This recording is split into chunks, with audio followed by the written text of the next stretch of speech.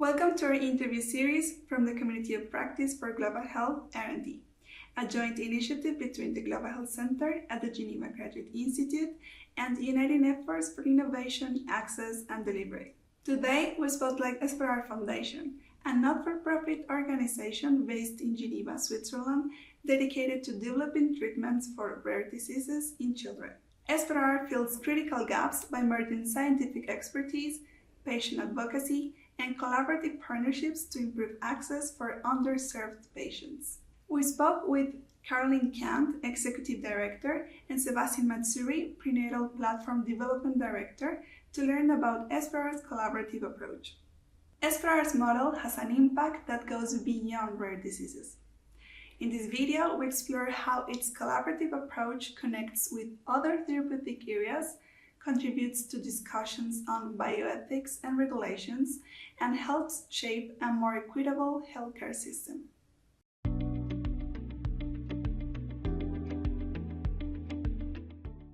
I will take the opportunity of ER004 as an example of a direction where EspeRare is interested in going in the future, which is to develop more prenatal therapies, because we see actually a lot of potential. So that's applicable to rare diseases, but could also go beyond. There are a lot of common themes where we have the opportunity to create linkages. We can create linkages with traditional drug developers, with Geneva product development partnerships that are developing drugs typically for neglected or tropical diseases, but also with academic institutions and many others. So first, one of the things that we believe we offer as EspeRare is a particular know-how as drug developers to reposition drugs. And that means considering drugs that have fallen a little bit through the cracks of traditional commercial innovation, are sitting somewhere with some data attached to it, oftentimes preclinical, sometimes even clinical data around safety or others. So we are quite apt at scrutinizing and exploring that data package and being able to formulate a strategy for how these drugs could be repositioned into another application. And that takes some know-how and some instinct also in order to anticipate what else might be needed if you would essentially engage in a clinical development pathway that would typically be less resourced than a traditional commercial indications.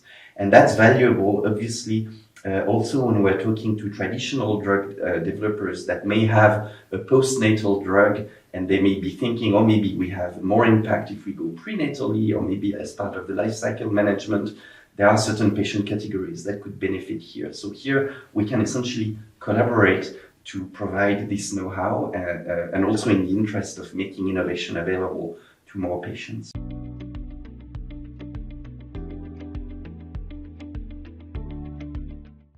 Another example is with product development partnerships, what I would call the opportunity to collaborate on platform needs or platform challenges that are common, that are disease agnostic and common to many drug development programs. An example is, how do you predict the dose of a drug that you would use in a typical non-adult, e.g. a kid, or for that matter, a fetus?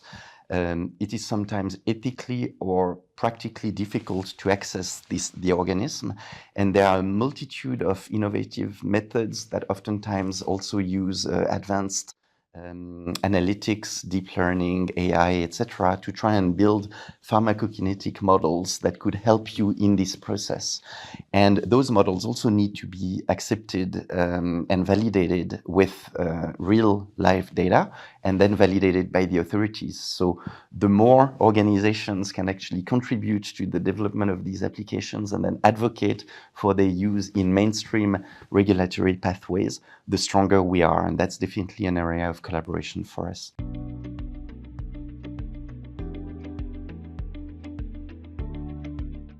We also sometimes collaborate with other organizations in other disease areas that have a strong access purpose, especially along the lines of what Caroline was discussing in business development. When you start to strike a partnership in the early stage, it's good to already anticipate what will be the access conditions, for example, that you want to include in a contract or not. Even if it's further down the line of a few years, you better actually start early negotiating these things to ensure that then you are not faced with a wall or with things that you haven't anticipated. We have the experience of having done it for a few development programs, and some of our peers do not yet have this experience. That's another opportunity here to exchange knowledge and collaborate. And last, that's maybe the most exciting and interesting. Rare diseases are a small space, but they are also an illustration of what could be considered to be the future of medicine, or at least one part of medicine, which is to get increasingly patient-specific and specialized. If you think about oncology, we are now better understanding the genetic mutations of different types of cancer. And so you don't have breast cancer, you have a breast cancer that is positive for this type or this type or this type of receptor, for example. So the drugs are going to be increasingly tailored to individual patients, which will make them increasingly expensive, maybe, but also increasingly challenging to develop for all the reasons that I mentioned beforehand related to rare diseases. Small cohorts, not necessarily ethical to go into control patients, etc. So here there is a lot of collaboration that we are activating in Geneva, but also beyond in the field of personalized medicine, both in terms of upstream drug development, trying to understand how to use multimodal diagnostic modalities, patient history, biological data, imaging, etc., to really define clusters of patients who might be responders or not for a therapy in order to really target the patients better. But also, and I will end with that, downstream, the way you disseminate drugs or you deploy drugs in a health system for personalized medicine or rare diseases for that matter is different from mainstream cardiac insufficiency, for example, or heart insufficiency, in that the drugs are oftentimes more expensive and you need to be able to also target your patients individually. So there is an entire reflection to be had at the level of entire health systems about what is an equitable and sustainable way to make those drugs available in terms of reimbursement. What is the real value, not excessive, but also justifying the innovation and allowing commercial distributors to have a sustainable ecosystem, but also from the perspective of equity and equitable access. How do you make sure that you allocate those specialized capabilities across a number of high-end centers, primary centers, or others? There are a lot of commonalities here between rare diseases and prenatal medicine and other fields of medicine that arguably are going to become increasingly mainstream.